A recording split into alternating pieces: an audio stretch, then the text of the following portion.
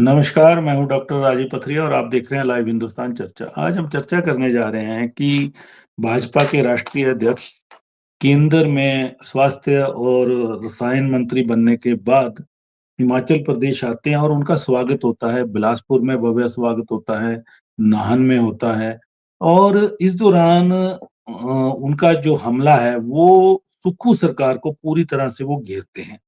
स्पष्ट कह देते हैं कि शत प्रतिशत 100% भ्रष्ट है ये सरकार। केंद्र का पैसा तो आता है लेकिन इसके सरकार के पत्तल में छेद है, दाल पता नहीं कहाँ जा रही है। और और तो और जो 5600 करोड़ की ड्रग्स का जो रैकेट पिछले दिनों पकड़ा गया, जिसमें एक पार्टी विशेष का व्यक्ति शामिल था, उसको लेके उन्होंने सीधे आरोप पंजाब, हरियाणा और यहाँ तक कह दिया कि हिमाचल की भूमि पर भी ड्रग्स का कारोबार पूरी तरह से फल फूल रहा है। उन्होंने ये भी कह दिया कि केंद्र सरकार अगर एक दिन पैसा ना दे तो एक दिन भी सरकार चलानी मुश्किल होगी और ना वेतन दे पाएंगे ना पेंशन दे पाएंगे। कुल मिलाकर उन्होंने सरकार को पूरी तरह से निकम्मा साबित करने की कोशिश की। वहीं उन्होंने ये भी जता दिया, सीधी-सीधी धमकी दे दी कि केंद्र की बैसाखियों के सहारे के बिना हिमाचल की सुक्खू सरकार नहीं चल सकती है। वहीं पे पेंशनर अभी तक पेंशन का इंतजार कर रहे हैं, उनको 9 तारीख तक का इंतजार करना पड़ेगा तब उनको मिलेगी। पिछले माह भी वेतन और पेंशन लेट मिले हैं। वहीं पे सुक्खू सरकार पे उन्होंने आरोप लगाया कि ये टैक्स की सरकार बनकर रह गई है। तरह-तरह के टैक्स लगाए जा रहे हैं, टॉयलेट टैक्स जो बड़ा विवादों में रहा कि पर सीट पे जहाँ पे सोर्स पानी का अपना था, जिन संस्थानों का, घरों का, उनके लिए शहरी क्षेत्रों में लगाया गया, ठीक है। बाद में स्पष्टीकरण आया कि उसी दिन इसको विथड्रॉ भी कर लिया गया, लेकिन लगाया क्यों गया? अब एक नया विवाद खड़ा हुआ है, रामलाल ठाकुर जो कि पूर्व मंत्री हैं, खेल मंत्री भी रहे, उन्होंने अपनी ही सरकार को कटघरे में खड़ा कर दिया है कि खिलाड़ियों पे भी एक टैक्स लगाया गया है, उनसे भी पैसे वसूले जा रहे हैं खेलने के एवज में। ये बड़े आरोप हैं, कई आरोप चल रहे हैं इस समय और सरकार क्या केंद्र के सहारे रहेगी, वहीं पे कई योजनाएँ हैं जो केंद्र में अटकी पड़ी हैं और वो धीरे-धीरे आ रही हैं। तो जेपी नड्डा पे भी आरोप लगाए सुक्खू सरकार की कैबिनेट ने पूरी ने कि वो एक हिमाचली होने का दायित्व निभाएँ और जो भी पेंडिंग राशि है हमारी हज़ारों करोड़ जो केंद्र के पास है, वो दिलवाएँ। तो आज हम इसी विषय पे चर्चा करने जा रहे हैं। हमारे साथ चर्चा में भाग ले रहे हैं संदीप सांख्यान जी हैं, कांग्रेस पार्टी के प्रदेश के वरिष्ठ प्रवक्ता हैं। संजय शर्मा जी हैं, भाजपा के प्रदेश के वरिष्ठ प्रवक्ता हैं। उदयवीर पठानिया जी हैं, वरिष्ठ पत्रकार हैं प्रदेश के, वो हमारे साथ चर्चा में भाग ले रहे हैं। उदयवीर जी, आखिर जगत प्रकाश नड्डा जी का ये बयान कम और कहीं न कहीं धमकी ज़्यादा लग रहा था। जो भी बुद्धिजीवी वर्ग इसको मान रहा है कि यहाँ पे भाजपा अध्यक्ष जो कांग्रेस की सरकार बनी है, उसको नहीं पचा पा रहे हैं या ये सरकार इस सरकार को आने वाले समय में केंद्र की कोई मदद नहीं मिलेगी। ऐसा स्पष्ट-सा संदेश उनके बयानों से गया है और उन्होंने पूरी तरह से सरकार को घेरा है। जी, उदयवीर जी। सही कहा डॉक्टर साहब, क्योंकि जी, नड्डा का जो रवैया रहा है अभी हालिया दौरे में, उसमें नड्डा साहब का जो एक तरह से बॉडी लैंग्वेज आप देखेंगे और उनकी शब्दावली आप देखेंगे, तो ऐसे सवाल उठना बिल्कुल लाज़मी है और इनके ऊपर जो जिस तरह से आपने ज़िक्र किया कि बुद्धिजीवी वर्ग क्या सोच रहा है या कुछ बुद्धिजीवी वर्ग को तो छोड़िए, अब तो आम आदमी ये सोचने शुरू हो गया है कि अगर नड्डा ने ये बात कही है, तो इसके मायने क्या हैं? दूसरी बात, अब नड्डा बोले, क्यों बोले? सबसे बड़ा सवाल तो ये है और उनको बोलने का मौका दिया तो किसने दिया? जी। और इसका सवाल भी जवाब भी बिल्कुल साफ है कि जो प्रदेश सरकार है, उसका जो रवैया है वो जिस तरह से स्विस बैंकों को टैक्स हेवन कहा जा सकता था, तो आम आदमी के लिए जो स्टेट है हमारी वो टैक्स हेल की तरह एक तरह से काम हाँ, करनी शुरू हो वेलफेयर चुकी है। स्टेट। जी, जी। तो वहाँ पर जब ऐसी चीज़ें आएँगी तो सीधी-सी बात है कि इतना तीखा हमला करने के पीछे जो मौका है वो खुद हिमाचल सरकार ने दिया है। खुद हिमाचल सरकार कई जगह पर एक तरह से अपनी टाँग खुद नंगी कर चुकी है कि हमारे पास इस तारीख को देने के लिए पैसे नहीं है, इस तारीख को हम पैसे देंगे। और फिर उसके एवज़ में ये कहा जा रहा है कि हमने इतने लाख या इतने करोड़ रुपया हमने बचाया। तो किसकी कॉस्ट पे बचाया? सबसे बड़ी बात तो ये आ जाती है कि किसकी कॉस्ट पे? क्या सरकार ने जो अपने एम्बिशंस हैं या अपनी जो सुख-सुविधाएँ हैं, उसकी कीमत तय ल की? नहीं। बिल्कुल लोगों के साथ जो जुड़े हुए चीज़ें हैं, उनके ऊपर आपने टैक्स की बात करी, टॉयलेट शीट टैक्स की बात करी, बाकी चीज़ों की बात करी। तो अब हिमाचल में जब ऐसे हालात बन रहे हैं, तो नड्डा का जो ये रवैया था या ये जो बॉडी लैंग्वेज थी, रवैया कहना शायद थोड़ा गलत होगा, जो ये बॉडी लैंग्वेज थी और जो उनकी शब्दावली थी, वो साफ बता रही थी कि उनका निशाना पूरी जो कांग्रेस है, वो नहीं रही है। ये भी एक बात यहाँ पर नोट करने वाली थी। उन्होंने बार-बार सुखविंदर सिंह सुक्खू का ज़िक्र किया अकेले में। और इसी तरह से अब आप देखिए कि हालात ऐसे हो चुके हैं कि पूरी जो प्रदेश सरकार के जो कैबिनेट मिनिस्टर्स हैं, वो एकजुट होकर हमला बोल रहे हैं। और दूसरी तरफ प्रदेश के उप मुख्यमंत्री मुकेश अग्निहोत्री बक-डाक पार्क के चक्कर में नड्डा साहब से वहाँ पर मिलते हैं। अब धाराएँ 2 नज़र आनी शुरू हो गई जो हिमाचल की सरकार है, उसमें 2 धाराएँ नज़र आने शुरू हो गई और अब कहीं न कहीं सर अगर अंदरूनी सियासत की बात करें, तो ये भी एक इशारा मिलने शुरू हो चुका है कि अगर कांग्रेस खतरे में है, तो बीजेपी का जो सपने पाले हुए हैं बीजेपी के लोग, सर एक ज़रिया नहीं माना जा सकता कि उनके लिए यहाँ पर अगर आपदा कांग्रेस के खाते में आती हुई दिख रही है, तो अवसर यहाँ पर भाजपा का वो धड़ा भी देख रहा है, जो प्रदेश की राजनीति में वापसी के लिए उत्सुक तो है, लेकिन उसे अभी तक वो रास्ता मिल नहीं रहा है। तो अब देखिए कि डॉक्टर साहब जो रास्ता अख्तियार करने वाली बात है, वो कैसे अख्तियार हुई, वो बीजेपी के राष्ट्रीय अध्यक्ष जेपी नड्डा के ज़रिए तैयार हुई है। ये भी एक यहाँ पर नोट करने वाली बात है, डॉक्टर साहब। जी, उदयवीर जी नड्डा जी ने एक और भी बात बड़ी कही कि सरकार का जो रवैया है, इसकी मति भ्रष्ट हो चुकी है और 25% कांग्रेस के साथी चुने हुए लोग भाजपा में आ चुके हैं। वहीं आपने कल अनुराग ठाकुर जी का एक बयान देखा होगा, आज छपा भी है वो। जम्मू में वो भाजपा के सदस्यता अभियान में ये कहते हैं कि हिमाचल के कांग्रेसी त्रस्त हैं और एक बड़ा विघटन की रूपरेखा तैयार हो रही है और वहाँ पे कांग्रेस खाली हो रही है। ये एग्ज़ाम्पल भी उन्होंने दिया है और यहाँ जी। राष्ट्रीय अध्यक्ष बोल रहे हैं, वहाँ कदावर नेता जम्मू में जाके बोल रहे हैं ये बात। डॉक्टर साहब क्या आपने मायने डॉक्टर पथरिया आपने वो नब्ज़ पकड़ ली है, जो अभी तक शरेआम नज़र नहीं आ रही थी और वही दुखती रग है अगर कैबिनेट में बैठे लोग खुश हैं, तो जो नाखुश हैं। अब इससे बड़ी बात क्या होगी सर कि जो कांग्रेस का कैडर है, वही कैडर तो छोड़िए जो लीडरशिप है, जो इलेक्टोरल पॉलिटिक्स में है, वो ये सोचने पर मजबूर होगी, ये चर्चाएँ भी शरेआम अब करनी शुरू हो गई हैं कि 2027 में इन परिस्थितियों में हमारा बनेगा क्या? और जब बनेगा क्या? और जब करियर की बात आती है तो वो चाहे पॉलिटिकल करियर हो या दूसरा करियर हो, उसपे एडमिनिस्ट्रेटिव करियर हो, उसमें ये सारी चीज़ें काउंट होती हैं। तो वही जो आपने बिल्कुल सही बात कही कि अनुराग ठाकुर का ऐसा बयान, ऊपर से नड्डा साहब का ऐसा बयान, अब ये जिस तरह से ये धुरियाँ मिल रही हैं, तो असंतुष्टों का एक खेमा जो है, उससे इनकार नहीं किया जा सकता कि वो कांग्रेस में सिर उठाने शुरू हो चुका है। अब वो 2 साल वाला जो पिछले लगभग 2 साल का वक़्फ़ा रहा है, उसके दौरान जो माहौल था, अब उसमें बदलाव आने शुरू हो चुके हैं। इस चीज़ से भी इनकार नहीं किया जा सकता और जिस तरह से आपने उनका ज़िक्र किया बातों का, नड्डा साहब की बातों का, तो उसमें उन्होंने उनका बिल्कुल जो भाषण था, वो बिल्कुल ऐसा था कि आने वाले दौर में एक चाहे जो युद्ध है वो होगा, चाहे वो सरकार के तख्ता-पलट का हो या फिर चाहे मध्यावधि चुनावों का हो, क्योंकि उन्होंने एक बात तो बोल दी कि अगर हम पैसे नहीं देंगे तो हिमाचल सरकार नहीं चल पाएगी और हिमाचल सरकार खुद इस बात को मान रही है कि केंद्र हमारी मदद नहीं कर रहा है और उस मदद के चक्कर में अभी आपने रामलाल ठाकुर का ज़िक्र किया जो पूर्व में खेल मंत्री भी रह चुके हैं, कद्दावर नेता भी हैं एक दौर में, हालाँकि अनुराग ठाकुर के हाथों उनकी पीठ लगने का भी एक इतिहास रहा हुआ है। अगर वो ऐसी चीज़ें कर रहे हैं या कह रहे हैं कि अब अगर स्पोर्ट्स पर भी टैक्स आना है, तो ये बात साफ है कि कहीं न कहीं दरारें जो हैं, वो जो कांग्रेस की सत्ता की जी, दीवार है, उसमें वो नज़र आने शुरू हो चुकी हैं। डॉक्टर साहब। जी, संदीप जी, बड़े हमले हुए, आपके शहर में हमले हुए, आपने जवाब भी देने की कोशिश की। लेकिन उदयवीर जी ने बड़ी बात की कि मौका किसने दिया? मौका तो सरकार ने दिया, सरकार के जो फैसले थे, फैसले ऐसे थे, वेतन देरी से दिया जाना, फैसले ऐसे थे, नए-नए टैक्स थोपे जाने और कई तरह के विवाद, कर्मचारियों का विवाद हो, चाहे मंदिर मस्जिद का विवाद हो, कई विवादों से और कुल मिलाकर वक्ताओं ने और भी वक्ता थे मंच पे, उन्होंने भी कहा कि कांग्रेस से ये सरकार सँभल नहीं पा रही है और दूसरा ये नड्डा जी की धमकी ही इसको कह लें कि केंद्र उदारवादी नहीं होगा हिमाचल के प्रति, जो लग रहा है उस रवैये से। लेकिन मौका देने की कोशिश भी उदयवीर जी ने जैसा कि कहा कि वो आपकी ही सरकार ने दिया उनको मौका। जी, सर, जी, कांग्रेस पार्टी में मैं पहला ऐसा आदमी था जिन्होंने माननीय नड्डा जी की स्टेटमेंट को बिलासपुर से काउंटर किया। पहले सेम जी, डे मैंने उसको काउंटर किया है।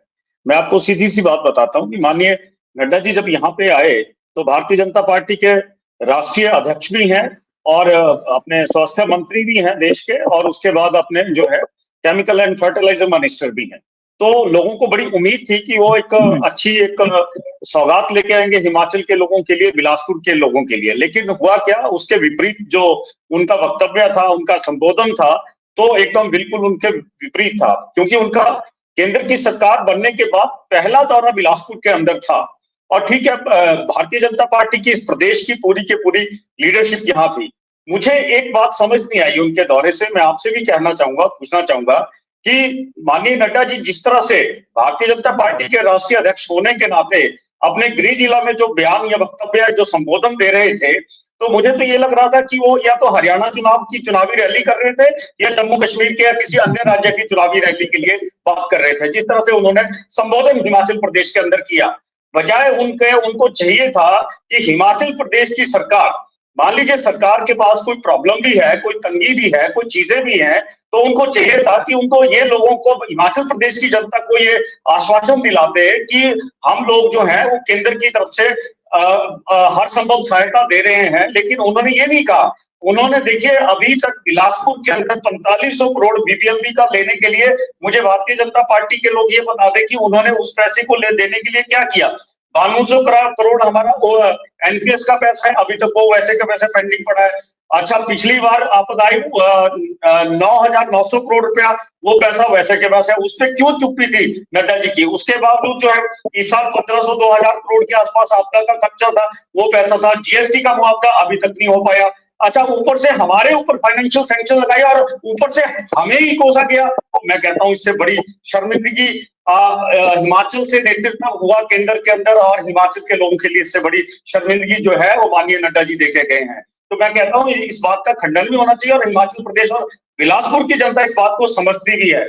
मैं एक चीज कहता हूं कि उन्होंने जो संकेत दिए हैं सरकार के प्रति, सरकार ठीक काम नहीं कर रही है, या सरकार नहीं, मैं कहता हूं कि फरवरी माह के अंदर जो घटना घटित हुई, तो उसके पीछे जो परिणति, जो नियम कायदे कानून किसी ने यहाँ पे गढ़े गए सरकार को गिराने के लिए, तो उनको चाहिए था, नड्डा जी को चाहिए था कि उसके विषय में भी कोई बात कर देते कि भारतीय जनता पार्टी ने जो यहाँ पे राजनीति या कूटनीति यहाँ पे गढ़ी, और उसके बाद 9 उपचुनाव हुए, 9 उपचुनावों में से 6 फिर से कांग्रेस ने जीते, और ऊपर से कांग्रेस जो है अपनी 40 की 40 सीटें बरकरार रखने में कामयाब हुई। तो नड्डा जी को चाहिए था कि वो इस बात पे क्यों चुप्पी साधे रहे।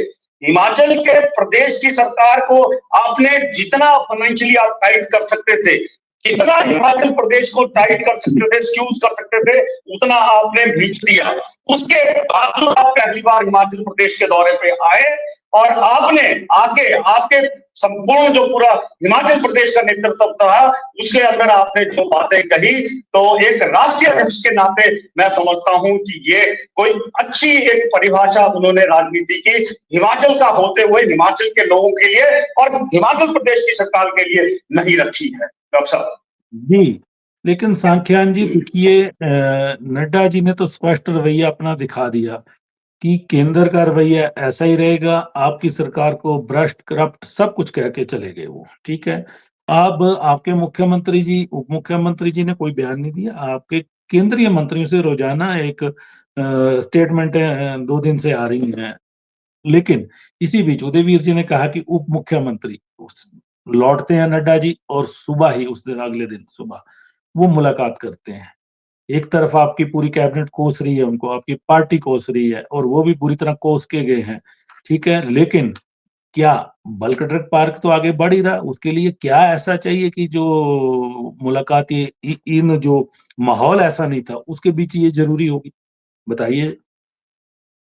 तो साहब, नड्डा जी ने बिलासपुर के अपने एक संबोधन में एक बड़ी बात और भी कही। उन्होंने कहा कि प्रदेश के मुखिया, माननीय मुख्यमंत्री जी जब भी दिल्ली जाते हैं, वो अमित शाह जी से मिलते हैं, माननीय प्रधानमंत्री जी से मिलते हैं, तो वहां पे वो हिमाचल के लिए कुछ ना कुछ करने की गुजारिश करते हैं और हिमाचल में जब वापिस आते हैं तो उनकी निंदा करते हैं। ये बात उन्होंने कही। मैं नड्डा जी को बताना चाहूंगा, भारतीय जनता पार्टी को बताना चाहता हूं, आम लोगों को बताना चाहता हूं, हम संघीय ढांचे के अंतर्गत रहते हैं और संघीय ढांचे के अंदर माननीय मुख्यमंत्री जी के कोई प्रोटोकॉल हैं। जब भी वो किसी केंद्रीय नेता से मिलते हैं और जब भी वो माननीय प्रधानमंत्री से मिलते हैं, मुख्यमंत्री जी को लेकर सवाल नहीं है मेरा। नहीं सुनिए, मैं आ रहा हूं। वो जो अभी आप डिप्टी चीफ मिनिस्टर साहब की बात कर रहे हैं, तो वो भी देखिए, वो भी एक अपने संघीय ढांचे के प्रोटोकॉल के अंतर्गत मिले हैं। तो उन्होंने जो अपनी डिमांड है, वो अपनी डिमांड जो अपना मेडिसिन बल्क जो ड्रग पार्क बन रहा है उसके लिए रखी है, और उन्होंने उसके अलावा भी हिमाचल प्रदेश को लेके अन्य बातें वहां पे करी हैं कि नड्डा जी यहाँ पे ये चीजें होनी चाहिए और ये चीजें नहीं होनी चाहिए। तो उस चीज के लिए उन्होंने कही है। तो एक संघीय ढांचे का एक प्रोटोकॉल है और प्रोटोकॉल के अंदर जो सेंट्रल स्टेट रिलेशनशिप है वो सारे उसी के अंतर्गत मिले हैं। राजनीति जो है वो एक अलग दशा और दिशा है, ठीक है, अपने अपने संगठन की, अपने अपने विचारधारा की और अपने अपने पक्ष और विपक्ष की राजनीति हर नेता करता है और उन्होंने अपने क्षेत्र में करनी भी है। एक चीज इन्होंने कही। संजय जी जुड़े हैं। संजय जी, नड्डा जी के बयान में मतलब पूरी तरह से पिन पॉइंट पे मुख्यमंत्री और उनकी सरकार रही, करप्ट भी कह रही है, नशे वाली बातें भी कह दी, यहाँ तक कह दी है कि एक दिन हम मदद ना करें तो सरकार नहीं चल पाएगी। तो क्या इसको धमकी माने उनकी या कोई हकीकत है ऐसी? जी डॉक्टर साहब, इसमें धमकी जैसी कोई बात नहीं है, जो हकीकत है वो सामने है। निश्चित तौर पे आज प्रदेश के अंदर जितना भी विकास चल रहा है, जितनी भी योजनाएं चल रही है, वो केंद्र प्रायोजित जितनी भी स्कीम्स हैं, सेंट्रल स्पॉन्सर्ड स्कीम्स हैं, उनका पैसा है। सरकार की हालत तो इस समय यह है कि अगर सरकार को अगर केंद्र की सहायता ना मिले तो सरकार के पास तो सड़कों के ऊपर पैच लगाने की, पक्के पैच लगाने की, चारकोल के पैच लगाने की बात छोड़ दीजिए, यहां तो मिट्टी डाल करके अगर मिट्टी से भी उन खड्डों को भरना हो तो वहां देने के लिए मजदूरी तक के पैसे सरकार के पास नहीं है। तो ये तो हालात है। एक विभाग का पैसा दूसरे विभाग में डाल करके इस तरह से हर महीने के खर्च चलाए जा रहे हैं। कुछ अधिकारियों को इस काम पे लगाया गया है कि कौन से विभाग में कितना पैसा आता है, उस पैसे को हम कितने समय किसी दूसरे स्कीम के अंतर्गत प्रयोग में ला सकते हैं, किस तरह से उस पैसे को जो है वो हम कर्मचारी को देने के लिए, वेतन और पेंशनर को देने के लिए पेंशन में प्रयोग कर सकते हैं। तो ये हकीकत है, सबने देखी है। अब अगर 2 महीने का मंत्रिमंडल अगर 2 महीने का अपना वेतन डेफर करता है, अगर कर्मचारी को कहा जाता है कि आपका हम 5 दिन का इंटरेस्ट आपके पैसे से खाना चाहते हैं, इसलिए आपको सैलरी लेट मिलेगी। पेंशनर्स को कहा जाता है कि आपको पेंशन 10 दिन देर से देंगे क्योंकि आपकी पेंशन का हम ब्याज खाना चाहते हैं। तो प्रदेश की हालत इसमें धमकी वाली कहां से बात आ गई? ये तो सबके सामने है। प्रदेश का एक एक कर्मचारी जानता है, चपरासी से लेकर के अधिकारी तक जानता है कि प्रदेश की वित्तीय स्थिति किस दौर से गुजर रही है। और मैं तो ये भी आरोप लगाना चाहूंगा कि मुख्यमंत्री ने इस बार का जो बजट विधानसभा के अंदर प्रस्तुत किया और जो तथ्य उसमें प्रस्तुत किए, उसके अनुसार तो सरकार किसी घाटे में ही नहीं है। सरकार के ऊपर केवल वित्तीय घाटा 10,000 करोड़ का दर्शाया जाता है। यानी आपने बजट के भीतर जो है जो आंकड़े प्रस्तुत किए वो आपने गलत आंकड़े प्रस्तुत किए। तो अगर गलत आंकड़े प्रस्तुत किए हैं तो आप ये लगा सकते हैं कि कौन से अधिकारी उनको गुमराह कर रहे हैं। आखिर केंद्र तो यही देखेगा।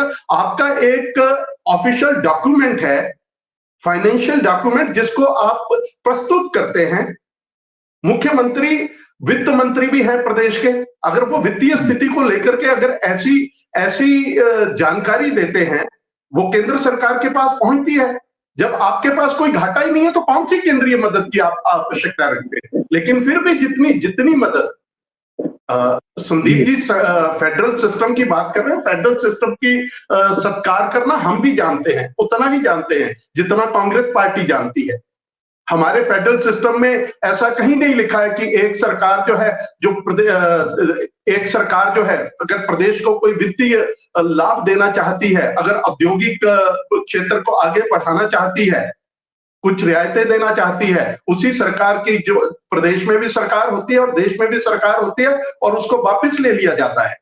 आप केंद्र को और भारतीय जनता पार्टी को आईना दिखाने का प्रयास ना करें। आप स्वयं कांग्रेस पार्टी को, मुख्यमंत्री को शीशे के आगे आईने के आगे खड़े होकर के अपना चेहरा देखना चाहिए। संजय जी, ठीक है, माहौल तैयार हुआ जैसे भी हुआ, लेकिन वित्त अनुशासन की तरफ मुख्यमंत्री दावा कर रहे हैं कि हम बढ़ रहे हैं, लेकिन जो देनदारियां हैं केंद्र के पास लंबित पड़ी हैं, बीबीएमबी शेयर है, चाहे एनपीएस का पैसा है, चाहे आपदा का पैसा है, चाहे और तरह के धन, तो क्या जेपी नड्डा उनके लिए मदद करने के बजाय सीधा सीधा स्पष्ट कह रहे हैं कि आपकी सरकार 100% भ्रष्ट है, ऐसे आरोप लगा रहे हैं। अगर भ्रष्ट है तो आपकी राज्य इकाई ऐसे मामले क्यों नहीं उठाती है?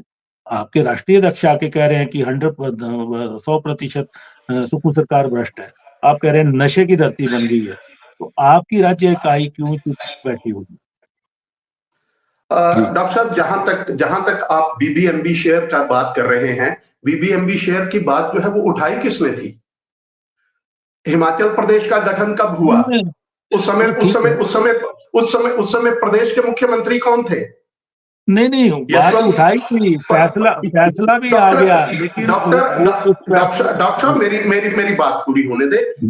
वाईएस परमार इस प्रदेश के मुख्यमंत्री रहे, ठाकुर रामलाल इस प्रदेश के मुख्यमंत्री रहे, वीरभद्र सिंह इस प्रदेश के मुख्यमंत्री रहे, लेकिन 1991 में 90-91 के अंदर शांता कुमार जी ने केंद्र सरकार के साथ हिमाचल का जो 7.19% हिस्सा जो बनता था, उसकी बात अगर उठाई, उसको केंद्र में अगर उसको मंजूर करवाया, तो वो भारतीय जनता पार्टी की सरकार ने करवाया, कांग्रेस पार्टी का उसमें रोल नहीं है। आप करते, आपने क्यों नहीं मुद्दे उठाए? वीरभद्र सिंह भी इस प्रदेश के मुख्यमंत्री रहे, जब पंजाब के मुख्यमंत्री, पंजाब में उनकी सरकार थी, क्या कहा वहां के मुख्यमंत्री ने कि अपना खाओ पिए तो ऐश करया करो, साढ़े पैसे ते नजर ना रखियो। ये कांग्रेस पार्टी के मुख्यमंत्री कैप्टन अमरिंदर सिंह की क्यों नहीं मिल रहा है? नहीं मिल रहा। जो सरकार के भीतर बैठा है, अब ये दो प्रदेशों के बीच का मामला है। केंद्र का जितना हस्तक्षेप बनता था और सुप्रीम कोर्ट का जितना हस्तक्षेप बनता था, उसको एक टेबल के ऊपर ला करके उस बात को रख दिया। अब दो सरकारों के बीच में उनको चाहिए, मुख्यमंत्री को चाहिए कि वो जाते हरियाणा जाते, मुख्यमंत्री को चाहिए कि वो पंजाब जाते, वहां के मुख्यमंत्री से चर्चा करें। आप आरोप लगाने का, आप तथ्यों के बीच में नहीं जाना चाहते। जिस तरह का वित्तीय आप कहते हैं कि मुख्यमंत्री मितव्ययिता की तरफ बढ़ रहे हैं, ये कैसी मितव्ययिता है कि एक अपने चहेते आप चेयरमैन या वाइस चेयरमैन को जो है वो 30,000 से सीधा 1,30,000 पे या 1,50,000 के ऊपर खड़ा कर देते, ये आपकी मितव्ययिता है? ये आप जो है ये फाइनेंशियल रेगुलरिटीज जो है ये फाइनेंशियल छोड़िए, मैंने सवाल किया कि नड्डा जी ने भ्रष्ट सरकार होने के आरोप लगाए, नशे का गढ़ होने के आरोप लगाए। निश्चित तौर पे आप देखिए प्रदेश के अंदर हर दिन हर कोने में चिट्टा और शराब की तस्करी के केस पाए जा रहे हैं कि नहीं पाए जा रहे हैं? जो आज तक की सबसे बड़ी खेप नशे की पकड़ी गई, क्या कांग्रेस के करीबी नेता उसमें शामिल नहीं है? अगर ये है तो वो नशा हिमाचल तक भी पहुंचता। अगर उसकी जानकारी केंद्रीय एजेंसी उसको ना पकड़ती, ना उसकी जानकारी होती, तो निश्चित तौर पे वो हिमाचल की धरती पे भी पहुंचता। क्या हिमाचल प्रदेश में हर रोज 3 से 4 केसेस जो है वो चिट्टे और दूसरे नशे के नहीं पकड़े जा रहे हैं? और पिछले लगभग 1.5 साल 2 साल से इन मामलों में कितनी बढ़ोतरी हुई है। जयराम ठाकुर जी जब प्रदेश के मुख्यमंत्री थे, उन्होंने पड़ोस के मुख्यमंत्रियों के साथ एक कॉन्फ्रेंस नशे को खत्म करने के लिए हरियाणा, पंजाब, उत्तराखंड और हिमाचल के मुख्यमंत्रियों को बुला करके 100% भ्रष्ट सरकार कैसे होगी? क्या उदाहरण है, क्या ऐसे मामले आए हैं जो आपके राष्ट्रीय अध्यक्ष हिमाचल में आकर ऐसा बोल रहे हैं? अरे निश्चित तौर पे डॉक्टर साहब, आज आप कह रहे हैं कि कौन से मामले, ऐसा कौन सा मामला है जिसमें भ्रष्टाचार है नहीं? चाहे वो टेंडर के हों, चाहे वो क्रशर के हों, चाहे किसी तरह के भी हैं। जब मुख्यमंत्री के घर तक अगर आरोप पहुंच जाए, उनके भाई के ऊपर आरोप पहुंच जाए, उसमें जमीनों के घोटालों से लेकर के क्रशर और कामों को देने के लिए नहीं, कार्रवाई कहाँ है? कार्रवाई कहाँ है? जब आरोप मुख्यमंत्री के कार्यालय के अधिकारी के ऊपर क्या पत्र वायरल नहीं हुआ? क्या उसकी मुख्यमंत्री ने जांच करवाई? करोड़ों रुपए के लेन देन की बात उसमें हुई, लेकिन मुख्यमंत्री जो चुप्पी साध गए। वो पत्र तो केंद्रीय एजेंसियों को भी गया, ईडी को भी गया, सीबीआई को भी गया। वो एजेंसियां तो आपके अधिकार में है, उन्होंने क्यों कार्रवाई नहीं की? जिस दिन आएगी उस दिन कांग्रेस पार्टी चिल्लाएगी कि अब ईडी भी आ गई, अब सीबीआई भी आ गई। 1.5 साल पहले की बात है उस पत्र की। ऐसा नहीं है डॉक्टर साहब, ऐसा नहीं है। जब आएगी तो सारे भागेंगे। जी, तो इसलिए जो चीजें जो परतें दबी हुई हैं उनको उठाने का प्रयास ना करें, अन्यथा जो है वो पूरा आसमान फटा पड़ा है। कांग्रेस पार्टी कहां पैबंद लगाएगी। संदीप जी, आसमान फटा पड़ा है, लेकिन कोई जांच की तरफ नहीं बढ़ी है केंद्र की सरकार। जी, मैं ये कहता हूं कि विपक्ष की क्या भूमिका रहती है। विधानसभा का सत्र अभी हुआ तो भ्रष्टाचार के मुद्दे इन्होंने विधानसभा में क्यों नहीं उठाए? क्या भारतीय जनता पार्टी सोई हुई है? क्या इनके विधायक सोए हुए हैं कि इनके राष्ट्रीय अध्यक्ष को आके इतना बड़ा आरोप यहाँ पे लगाना पड़ा? मैं तो ये भी कहता हूं कि अभी अगर भ्रष्टाचार की बात कर रहे हैं तो इलेक्ट्रोल बॉन्ड पे भी अपनी बात कर देते। इन्होंने नशे की खेप की बात करी, तो मैं इनसे पूछना चाहता हूं कि जो एनडीपीएस एक्ट है उसके अनुसार हमने कई बार लिख के दिया है कि इसके ऊपर जो केंद्र की सरकार है संशोधन करें, क्योंकि ये जो विषय है एनडीपीएस एक्ट जो है वो केंद्र सरकार का विषय है। इसको ऊपर संशोधन जैसे ही होता है, अमेंडमेंट होती है, हम इसको इम्प्लीमेंट करेंगे। हम तो बिल्कुल इसके खिलाफ हैं, वो चाहे कांग्रेस का आदमी हो, चाहे भारतीय जनता पार्टी, चाहे हमारे घर का आदमी क्यों नहीं हो। हम तो नहीं चाहते बिल्कुल भी इसके खिलाफ, हम इसकी फेवर करना, ये तो बिल्कुल सरासर गलत है, बिल्कुल झूठ है। तो इनको चाहिए, माननीय नड्डा जी को चाहिए था कि वो जाके इसका संशोधन करा के इस बिल को लाते और हम लोग इसके ऊपर कार्रवाई करते इमीडिएट। मैं कहता हूँ 24 घंटे के अंदर अंदर जो है हिमाचल प्रदेश की कांग्रेस सरकार इसको इंप्लीमेंट करेगी। और इसके बाद एक चीज इन्होंने कही, मैं ये पूछना चाहता हूँ कि हिमाचल प्रदेश के साथ इतना भेदभाव भारतीय जनता पार्टी की केंद्र सरकार क्यों कर रही है? क्या उत्तर प्रदेश के साथ कर रही है? उनको कितना वो 25-26 लाख करोड़ रुपए के कर्जे के तले चल रहा है उत्तर प्रदेश। यही हाल आपके हरियाणा का रहा है, यही हाल आपके गुजरात का है, यही हाल आपके मध्य प्रदेश का है, यही हाल आपके उत्तराखंड का है। तो हिमाचल प्रदेश को क्यों इस तरह से टाइट किया जा रहा है? क्या कारण क्या है? क्योंकि इन्होंने आपकी खरीद फरोख्त की राजनीति को नकारा, आपने ईडी की रेडें तक करवा दी। मेरे को बता दीजिए उसका नतीजा क्या हुआ? आपने केंद्रीय एजेंसियां आपके पास है, अगर भ्रष्टाचार हिमाचल प्रदेश की सरकार है तो आप सीबीआई को भेजो, इनकम टैक्स को भेजो, ईडी को भेजिए, आसमान फट जाएगा। संजय जी और नड्डा जी से भी एक स्टेप आगे जाके बोल रहे हैं। चलिए उदयवीर जी से एक बार मैं सवाल ले लेता हूँ। उदयवीर जी, नड्डा जी का स्पष्ट है, ठीक है, हिमाचली हैं, बार बार मंत्री कह रहे हैं कि हिमाचलियत की बात करो, हिमाचली बनो और हिमाचल सरकार के लिए कुछ करो, ठीक है, ऐसा बोला जा रहा है। लेकिन नड्डा जी का इस बार का ठीक है, सांख्यान जी ने ठीक कहा कि उनका जो इस बार का दोनों जगह की जनसभाओं में संबोधन था वो ऐसा था कि जैसे वो हरियाणा के चुनाव में प्रचार कर रहे हैं, क्योंकि हिमाचल को उन्होंने कोई कोर कसर नहीं छोड़ी और सीधे सीधे उसका यही मतलब जाता है। ठीक है, राज्य सरकार ने मौका दिया, कुछ ऐसी परिस्थितियां खड़ी कर दी, कुछ ऐसे निर्णय ले लिए जिससे उन्होंने एक जनता के बीच में पिक्चर रखने की कोशिश की कि अगर केंद्र की भाजपा सरकार राज्य के साथ नहीं चलेगी तो ये सरकार चल नहीं पाएगी। एक बड़ा सवाल उन्होंने जनता के मन में खड़ा कर दिया है। जी, सही कहा डॉक्टर साहब आपने, क्योंकि चुनावी रैली भले नहीं थी, पर मैं थोड़ा सा उसी पुरानी बात पे जाऊंगा। चुनावी बिगुल की बात कह लीजिए या फिर ऑपरेशन लोटस की बात कह लीजिए, नड्डा साहब कहीं न कहीं एक इशारा तो ठोक बजाकर कर गए यहाँ पे, इस चीज से इनकार नहीं किया जा सकता। और ये सारी चीजें किसके दम पे होनी है ये कांग्रेस भी बड़ी बेहतर तरीके से जानती है। हालांकि कांग्रेस की जो इंटेलिजेंस इनपुट होती है बारंबार फेल हो चुकी है इस मसले के अंदर। तो अब जो मसला है ये यहाँ पर जो नड्डा साहब के रवैये से एक चीज तो क्लियर हो गई कि अब जो भी अगर मान लीजिए उठापटक होती है, तो जिस तरह से पहले हिमाचल भाजपा के नेताओं की वजह से भाजपा की किरकिरी हुई थी, उन नेताओं को दोबारा ऐसा मौका नहीं मिलेगा खुद को साबित करने का। और अगर यहीं से बिलासपुर वाले भाषण का ही जिक्र कहें या फिर करें, तो बात जो है वो वहीं पे घूम रही है कि अब जो कुछ भी होगा वो केंद्र जो है वो अपने हाथ में रखकर उस चीज को करेगा। अब कोई ऐसा मौका नहीं देंगे कि जो कि जिसमें हिमाचल की जो भाजपा है उसकी जो लीडरशिप है वो इन्वॉल्व हो। दूसरी बात करी जी। आपने हिमाचल, जो हिमाचल है, हिमाचलियत जिसका ज़िक्र हो रहा है, अब सवाल दोनों से बनता है, कांग्रेस से भी और बीजेपी से भी। कांग्रेस से यही सवाल है कि अगर आप लोगों को सत्ता मिली है, तो आप लोग परफ़ॉर्म क्यों नहीं कर रहे? आप लगातार विवादों में क्यों आते जा रहे हो? आप एक जिस तरह से टैक्स टैक्स टैक्स इसकी इसकी जो मार है, वो आप आम आदमी पे, उस हिमाचली पे क्यों मार दे रहे हो, जिस हिमाचलियत का ज़िक्र आप करते हो? यही सवाल भाजपा के साथ भी रहता है।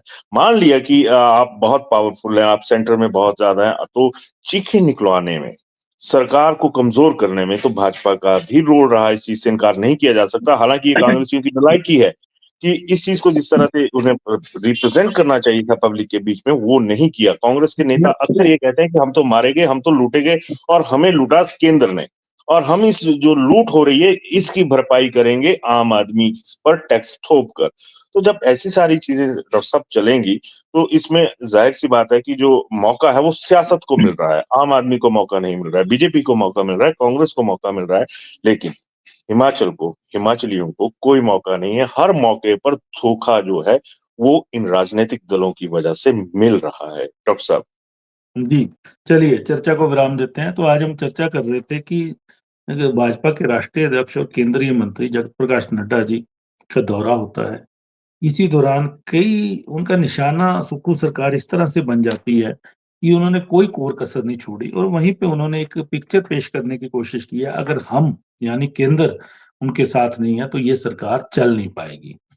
अब परीक्षा भी है, वहीं पे अब राज्य के मंत्री लगातार जेपी नड्डा जी को कोस रहे हैं और कह रहे हैं कि वो हिमाचल के हक दिलाने की बजाय उल्टा सरकार को धमका रहे हैं। इसी तरह के सवाल उठे हैं, ग्रांट इन एड किस तरह से मिलेगी?